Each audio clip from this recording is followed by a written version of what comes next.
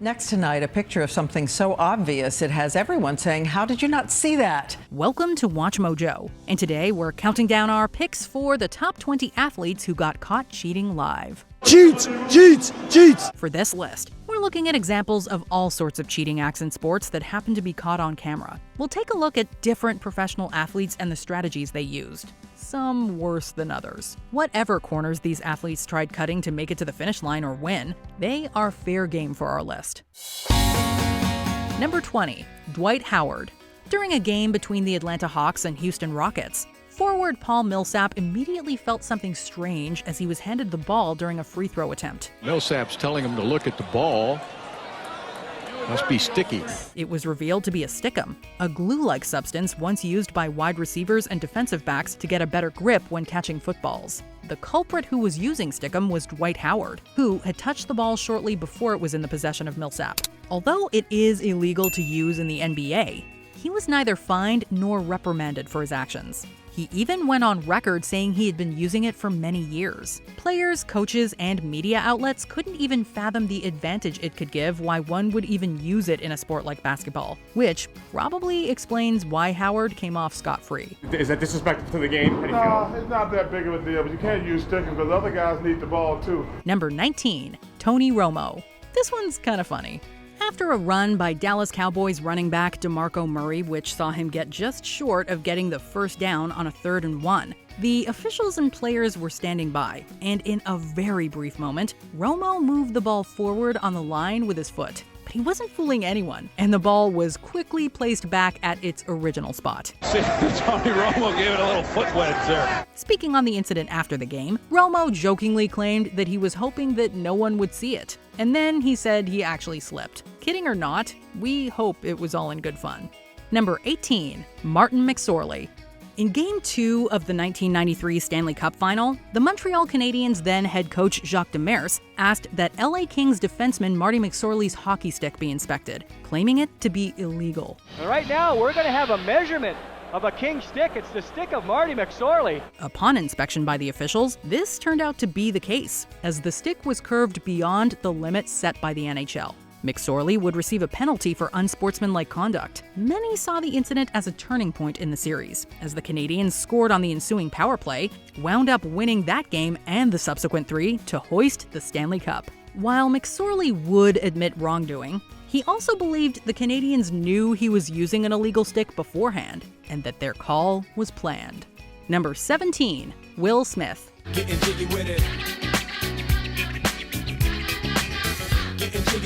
Not that Will Smith, this Will Smith. Perhaps one of the most obvious forms of cheating on this list. In the 7th inning of a game between the Atlanta Braves and Milwaukee Brewers, the relief pitcher was called on by umpires when the Braves manager, Freddie Gonzalez, asked them to check Smith's arm, which was glistening with a substance. Upon further inspection by the umpires, Smith was tossed. He's been thrown out.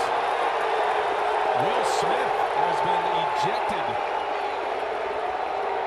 A foreign substance on the glove. Smith revealed the substance to be rosin and sunscreen. While he claimed the purpose behind its use was to get a better grip of the ball and not to gain a competitive advantage, the umpires weren't buying it, and he was later suspended 8 games.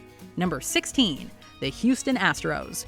The scale of this cheating scandal was so large that live TV was just one of the ways this MLB team was caught cheating. Using unauthorized electronic equipment, the team would utilize live video feeds to decipher and uncover the signs made by opposing team catchers during games. The information would then be relayed to the players by way of banging noises made by hitting a garbage can, which can be heard on live television. Change up. Bang, bang. That sequence is so upsetting. There's no way that is done without technology. They continued to use this system until they were eventually caught in 2019. To make matters worse, in the aftermath, the players would seem unapologetic for taking part in the scheme.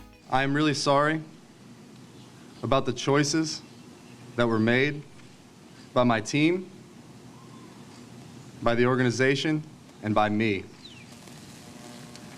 I've learned from this, and I hope to regain the trust of baseball fans. Number 15, Rivaldo Ferreira.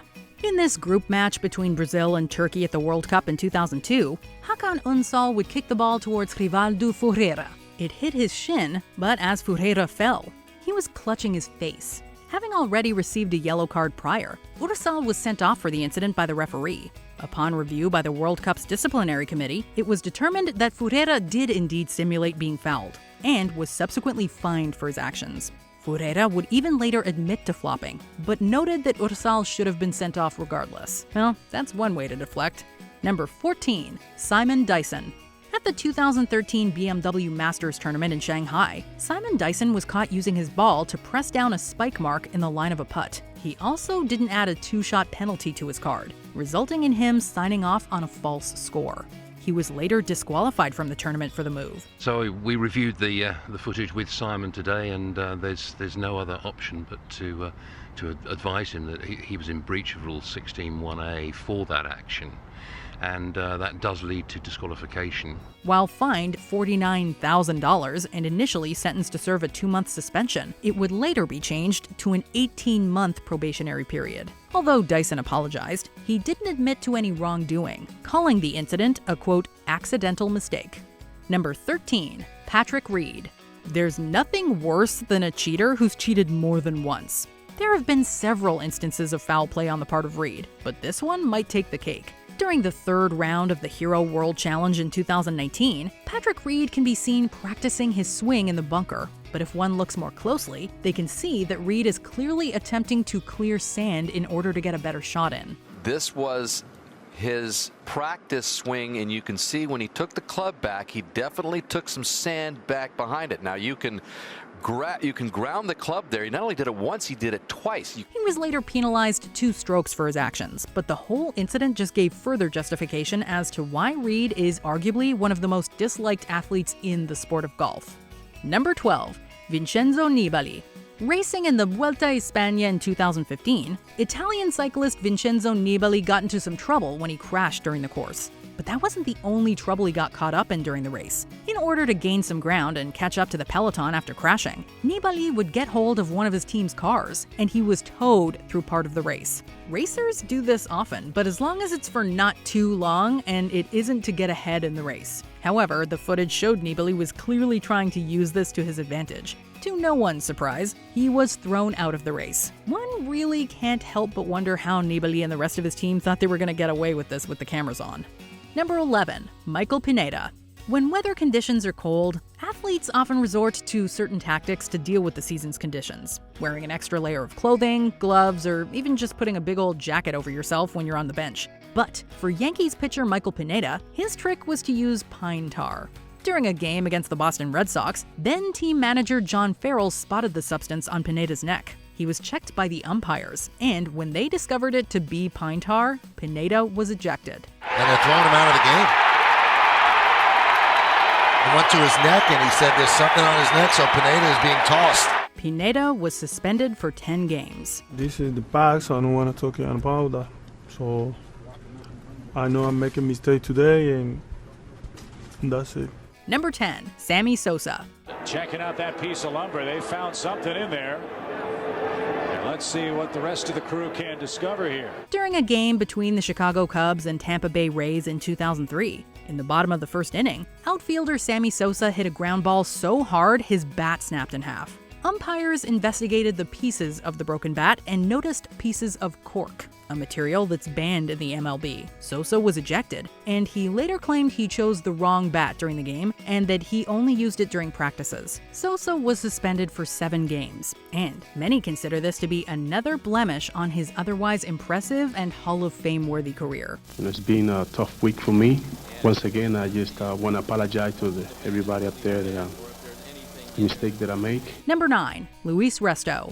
On the night of June 16, 1983, boxers Billy Ray Collins and Luis Resto squared off at Madison Square Garden. For 10 rounds they went back and forth, but Collins looked practically unrecognizable after having taken significant damage. When the match concluded, Resto went to shake the hands of Collins' corner. One of the cornermen, who was Collins' father, noticed something odd with Resto's gloves.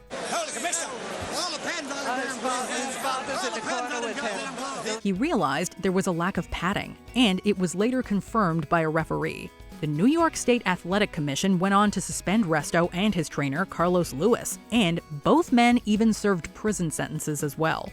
18 days after what had briefly appeared to be his greatest victory, Louis Resto's boxing career was over. But the consequences of that night in the ring, for Louis and so many others, were just beginning. Resto would never box again. Sadly, Billy Ray Collins's eye was damaged beyond repair and was told he would never fight again. And he would suffer from depression before he passed away in a car accident.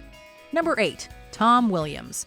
Tom Williams came onto the field with 1 point between the teams and just 10 minutes left. I understood from what Dean said that I'd be coming off at some point before the end of the match with a fake injury, but I had no idea how this would work.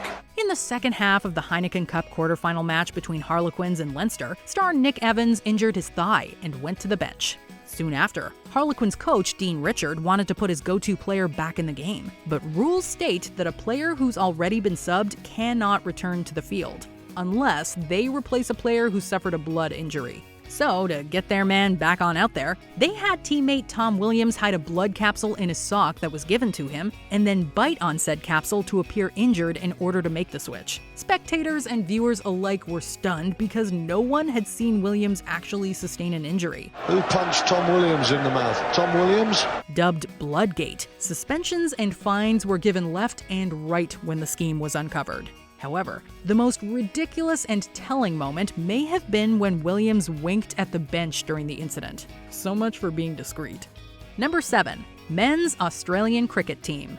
Looking to gain an advantage in a match against South Africa, 3 players from the men's Australian cricket team hatched a plan to add some scruff to the ball using sandpaper, as this serves the bowler better control of its movement when it's thrown. See, by keeping one side of the ball shiny and smooth, and letting the other side rough up, the ball, when bowled in the right way, can move through the air towards the rough side. That's because air flows differently over each side of the ball, making it really difficult for batsmen to play. The sandpaper was hidden under Cameron Bancroft's pants, and after using it on the ball, he tried to hide it by shoving it right back in there. The camera was on him when it happened, and he was caught red-handed.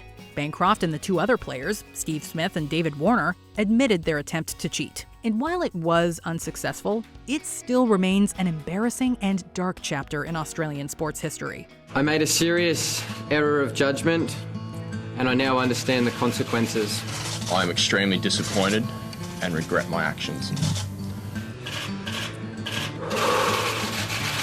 I'll do everything I can to make up for my mistake and the damage it's caused. Number 6. Thierry Henry. The incident has been labeled Le Hand of God, and with good reason. In 2009, during a World Cup qualifying match between France and Ireland, the latter was up by 1. But in the final minutes of the game and in possession of the ball, France's William Gallas scored to tie the game. Oh, Henry! Oh, it's in the net! It's a goal! Having won in the previous leg against Ireland, France was declared the winner. However, upon review of the goal, it was clear that striker Thierry Henry touched the ball with his hands before passing it to Gallas. The goal stood, and France went on to qualify for the World Cup. The football community was shaken and outraged, and the incident is still considered by many as one of the biggest controversies in the sport's history. You saw the game. You saw the game. All the European people saw the game, saw the situation. Number 5. Joe Niekro. They're checking him all over. I've never seen him do a search like this. Looking at these scenes from 1987, this former Minnesota Twins pitcher should have stayed home that day, or at least not tried hiding an emery board and sandpaper. After referee Tim Cheetah demanded he empty his pockets, Niekro tried playing dumb by pretending to have a sudden urge to file his nails. But Bobby Brown, the then president of the American League, wasn't buying it.